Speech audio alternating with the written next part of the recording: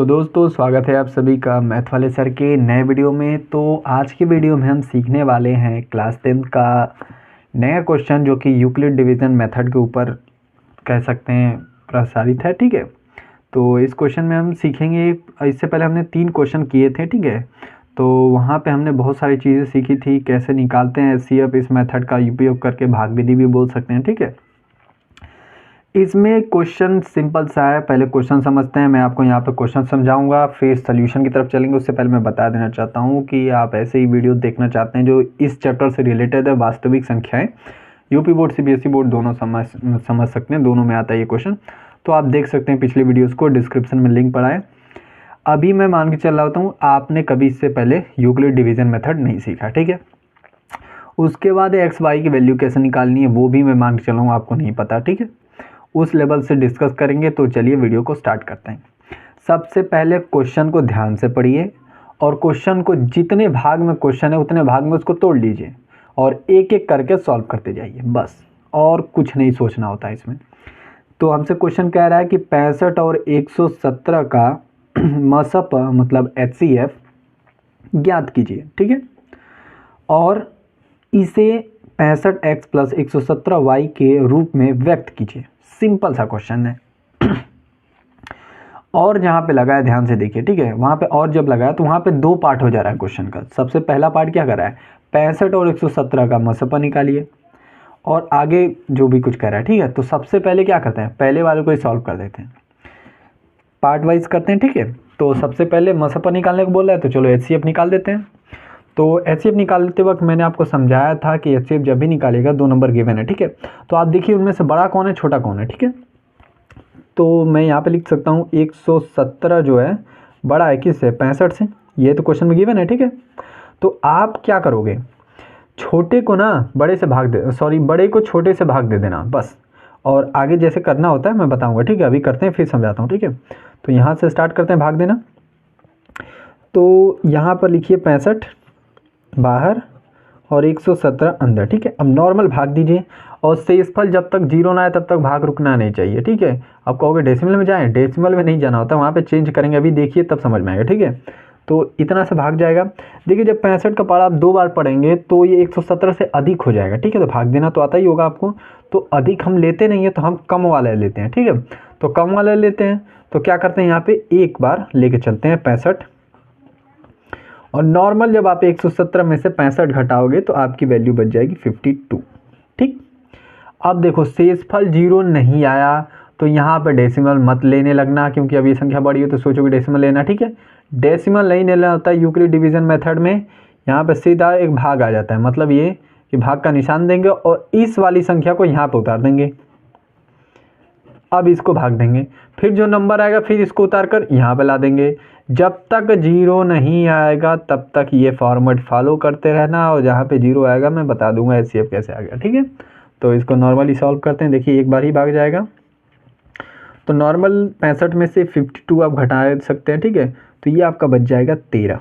ठीक, अब 13 यहाँ पे फिर 52 आ जाएगा, 13 0 आया नहीं। ठीक है, शेषफल जब तक 0 नहीं आएगा तब तक चलते रहिएगा। अभी देखिए अभी 0 आ जाएगा। अब देखिए यहाँ पे 52 है, 4 बार पारा पढ़ेंगे 13 का तो कितना आता है, 52 ही आएगा, यानी कि 0 आ गया। अब केवल खत्म। अब जहाँ 0 शेषफल आ गया वहीं पर रुक जाइए। अब आखिरी भाजक कौन है, 13 ही है ना। 13 52 65, तो इनमें से कौन लोगे आप, लास्ट वाला लीजिएगा जिससे भाग देने पर वैल्यू 0 आए। तो आपका जो आखिरी भाजक होगा वही क्या होगा, 170 और 65 का एचसीएफ या मसपा होगा। ठीक है, तो यहाँ पे हम सीधा लिख सकते हैं एचसीएफ ऑफ कितना, 170 ग्रेटर देन 65, जो भी कुछ लिखे या फिर कॉमा लगा लीजिए। ये किसके बराबर है, कितना आया, 13। ठीक है, तो यहाँ पर आधा क्वेश्चन हो गया ख़त्म। ठीक, क्वेश्चन हमसे क्या कर रहा था, दोबारा पढ़िए, 65 और 117 का मसपा ज्ञात कीजिए। तो चलिए हमने ज्ञात कर लिया, 13 आया। अब कह रहा है, अब यहाँ पे थोड़ा सा घुमा दिया क्वेश्चन, यहाँ पे कंफ्यूज हो जाओगे। देखो ध्यान से पढ़ो, इसे 65x और 117y के रूप में व्यक्त कीजिए। अब यहाँ पे तो दिमाग खराब हो जाएगा कि यार ये क्या कह रहा है, इसको कैसे लगाएं। अगर मैं 13 के बराबर भी रखता हूँ तब भी कंफ्यूजन हो जाएगा। तो आप यहाँ पे ध्यान से देखिए, हम करते ये हैं कि अगर मैं इसको डिवीज़न मेथड में लिखना चाहूँ इन सबको तो क्या लिख सकता हूँ, जैसे कि यहाँ पे अगर लिखें हम तो देखिए यहाँ पे फिर से मैं लिख ही देता हूँ अब। जैसे कि ये 100 कितना था 65 वाला था ना पहले, तो 117 का भाग हमने दिया किससे 65 से, ठीक। कितनी बार भाग गया, एक बार गया, एक बार ही गया ना, हाँ। फिर शेषफल कितना बचा 52। इस फॉर्मेट में लिख सकते हैं, इसको लिख सकते हैं कि नहीं लिख सकते हैं, बिल्कुल लिख सकते हैं। ठीक इसी प्रकार हम क्या करेंगे, दूसरे वाले को भी लिखेंगे और तीसरे वाले को भी लिखेंगे। पहले लिख लीजिए फिर बताता हूँ, ठीक है। तो अब 117 के बाद 65 की पारी, तो 65 लिखा, ठीक है। तो 65 का हम क्या लिखेंगे 52 गुणते 1 रहा और प्लस 13 हासिल, यही रहा ना। देखो 52 का एक बार गुणा हुआ 13 हासिल हुआ, तो यहाँ पे लिख दिया, ठीक। मतलब इनको आप सॉल्व करोगे तो दोबारा 65 ही आ जाएगा, इनको सॉल्व करोगे तो 117 ही आ जाएगा, ये बताना चाहता है, ठीक है। तो अगला देखिए, अगला यहाँ पे सिंपल है, यहाँ पे 13 वाले का भी लिख सकते हैं, ठीक है। अरे 52 का 52 में क्या लिख रहा है 13 गुणते 4 प्लस 0, यही है, ठीक। इतना तक हो गया ना, ये आपका जब आप लिख लोगे तो आप यहाँ पे देखो अंतिम भाजक क्या है आपका 13 आ गया, ठीक है। तो ये आपका HCF हो गया, इतना हो गया। अब यहाँ पे आप ध्यान से सोचो कि क्वेश्चन में आपसे क्या कह रहा है 65x प्लस 117, यही बोल रहा है ना, ठीक। अब यहाँ पे क्वेश्चन को वहाँ पे छोड़िए जो वो कह रहा है, ठीक है। यहाँ पर इन तीनों में से आप किसको चूज़ कीजिएगा, देखिए अब यहाँ पे चूज़ करने का मतलब ये है कि किसी ना तो किसी के बराबर रखेंगे तभी तो x की वैल्यू और y की वैल्यू आएगी ना। तो जिसमें आपको HCF मिला, किस में मिला 13 मिला था ना 13 वाले में, तो इस वाले इक्वेशन में रखिएगा। आखिरी शेषफल इसी में आया ना 0 वाले को छोड़ के, ठीक है। तो इसमें मैं वैल्यू रखूँगा, अभी देखना वैल्यू आ जाएगा अपने आप, ठीक है। तो इस वाले को निकाल लेते हैं बाहर, तो पूरी संख्या लिख लेते हैं यहाँ पे कितनी है 65 इज इक्वल टू 52 गुणते 1 प्लस 13, यही संख्या है ना, ठीक है। अब आप क्या करो, क्वेश्चन में क्या कर रहा है कि 65x प्लस 117y किया, ठीक है। तो आप क्या करो ना 13 को छोड़ो इधर, क्योंकि शेष पर यहाँ पे HCF आया ना 13, और बाकी सबको इधर भेज दो, देखो अपने आप बन जाएगा, ठीक है। यहाँ पर 13 हमने लिखा ऐसे, ठीक। अब इस 13 को मैं यहाँ पे रख देता हूँ। अब देखिए 65 तो यहाँ पे है ही, ठीक है। आप इसको उलट कर लिख सकते हैं, ठीक है। मतलब ये आपस में बराबर है, तो मैं इसको इधर भी रख सकता हूँ, इधर भी रख सकता हूँ। तो ये 13 जो था उसको वैसे ही स्थान पर रखिए, और 65 तो पहले से ही है, ठीक है। अब इसको क्या कीजिए इधर लेकर आइए, ठीक है। तो ये देखिए अभी आपको कन्फ्यूज़न हो रहा होगा, देखो अब मैं इसको, अब कहोगे भाई यहाँ पे 13 तो यहाँ पर कैसे आ गया 13, तो देखो इसको इस प्रकार भी तो लिख सकते हो 13 इक्वल टू, सॉरी यहाँ पे 65 है ना, पूरा लिख लेते हैं 13 प्लस 1 गुणते 52 इज इक्वल टू 65 लिख सकते हो कि नहीं लिख सकते हो।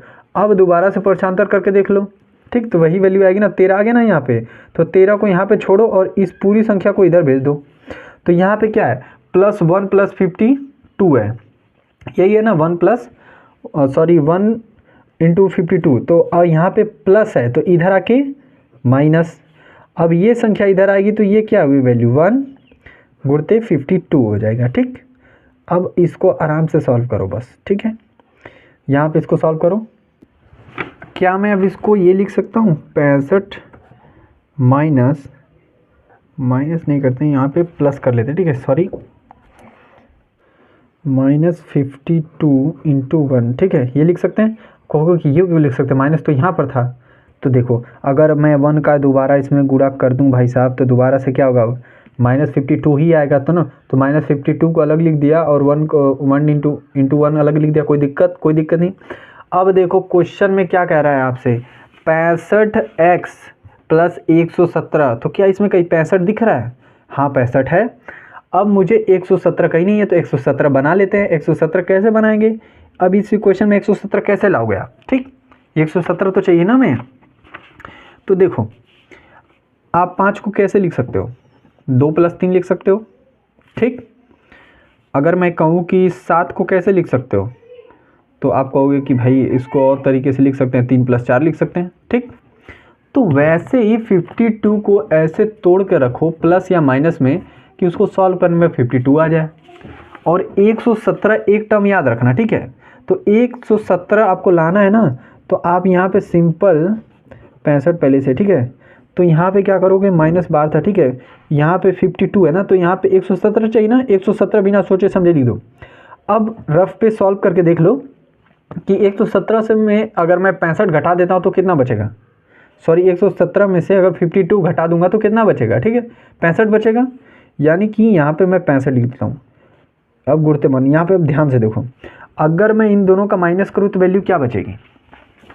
117 में से 65 माइनस करोगे तो क्या बचेगा, 52 ही तो आएगा। और 52 तो लिखा ही है, कोई दिक्कत नहीं। इसको सॉल्व करने पे यही वैल्यू 52 आ जाए तो ये इस तरह हम लिख सकते हैं इसको, इसलिए इसको बांट के लिखा। आप कहोगे बांटना ही क्यों ज़रूरी था भाई, हमको 117 चाहिए, 117 तो है ही नहीं क्वेश्चन में ना, तो 117 बनाने के लिए हमने यहाँ पे लिखा इसको, ठीक। अब ब्रैकेट को खोल दीजिए, बस अब क्वेश्चन ख़त्म होने वाला है। अब जब आप ब्रैकेट को खोलेंगे तो आपकी वैल्यू बनेगी 13 = 65 माइनस 117, माइनस और माइनस क्या हो गया प्लस, ठीक है, प्लस 65 और गुणते 1 कर सकते हैं, ठीक है। यहाँ कोई दिक्कत। अब आप मुझको बताओ, यहाँ पे देखो, अब इसको सॉल्व करना है तो यहाँ पर भी 65, यहाँ पर भी 65, तो क्या मैं इसको ये नहीं लिख सकता, 65 × 2 लिख सकता हूँ, ठीक। यानी कि 2 2 2 जगह रहेगा तो दोनों को जोड़ने पे 4 होता है, ठीक। तो 2 × 2 भी लिख सकते हैं 4 को ना, तो इसी तरह से 65 यहाँ भी, 65 यहाँ भी, तो 65 2 बार गुणा कर लेते हैं यहाँ पे, ठीक है। 2 संख्याएं तो यहाँ पे हो गया, मतलब ये कि 165 का गुणा करोगे 2 में तो क्या है वैल्यू, उतना ही आएगा जितना 65 जोड़ने पे आता है, ठीक। इतना हो गया। अब यहाँ पे देखो आगे क्या करना है आपको, अब -117 का गुणा कर लो एक 1 में, तो 1 का गुणा 117 में करोगे तो यही वैल्यू आएगी ना, बिल्कुल, तो ये आ गई, ठीक। अब मुझे देखकर बताओ क्या इक्वेशन में हमें 65 और 17 मिल गया ना। क्वेश्चन में देखो ऊपर लिखा था, ठीक है, कि 65 आपको क्या निकालना था, 65x + 117y निकालना था, और किसके बराबर रख के, HCF के बराबर रख के। तो HCF के बराबर 13 आया, ठीक। तो HCF के बराबर रख के हमने तो निकाल ली ना, और x और y की वैल्यू निकालना पूछ रहा था। तो आप मुझको यहाँ पे बताओ x और y की वैल्यू आपके सामने है कि नहीं है। यहाँ पे ये क्वेश्चन है हमारा, ठीक, कोई दिक्कत। ये है क्वेश्चन, हमसे क्या कह रहा था कि हमारा इक्वेशन क्या आना चाहिए, HCF बराबर क्या होना चाहिए, 65x + 117y आना चाहिए ना, ये वाला कहा था। तो अब यहाँ पे देखो HCF आ गया, 65 आ गया, 65 आ गया। x की वैल्यू क्या है, x की वैल्यू 2 है, ठीक, मिल गया ना, x की वैल्यू 2, यही तो हमें चाहिए। x की वैल्यू यहाँ पे क्या हो गई आपकी, 2 आ गया, ठीक है। अब यहाँ पे देखो, यहाँ पे 117 है, ठीक है। अब यहाँ पे y है और यहाँ पे कुछ नहीं है, तो कुछ नहीं है तो यहाँ पे 1 लिख सकते हैं, कोई दिक्कत। तो y की वैल्यू क्या आ गई, अब 1 आ गई, ठीक है, क्योंकि यहाँ पे माइनस लगा है तो इसलिए यहाँ पे y की वैल्यू क्या आ जाएगी, -1 आ जाएगी। अब आपको क्वेश्चन में क्या करा था कि यहाँ पे प्लस है ना, तो अब मैं इसको यहाँ पे ऐसे नहीं लिख सकता, कोई दिक्कत। अब 117 प्लस कर दिया, -1 कर दिया, तो आपस में गुणा होगा तो फिर से माइनस प्लस क्या हो जाता है, माइनस हो जाता है। लेकिन इस प्रकार से इसको लिख सकते हैं। देखो ये छोटी छोटी चीज़ ना आपको याद रखनी होगी, ठीक है। ऐसे आपको मतलब सोचोगे कि आराम से सब हो जाए तो आप 10वीं में हो, ठीक है, थोड़ा मेहनत करना पड़ेगा आपको, ठीक है। तो इस फॉर्मेट में इसको लिख सकते हैं, इसको बार बार प्रैक्टिस करो, वीडियो को बार बार देखो, समझ में पूरी तरह से आ जाएगा, ठीक है। तो ये आ गया आपका, तो x और y की वैल्यू क्या आ गई आपकी, यहाँ पे लिख देंगे आंसर, x = 2 आया हमारा और y = -1 आया, और यही हो गया आपका आंसर। आई होप आपको समझ में आ गया होगा कि ऐसे क्वेश्चनों को कैसे करते हैं। तो इस प्रकार के क्वेश्चनों को एक्सरसाइज भी करेंगे, ठीक है। तो मिलते हैं अगली वीडियो में, तब तक के लिए पढ़ते रहिए।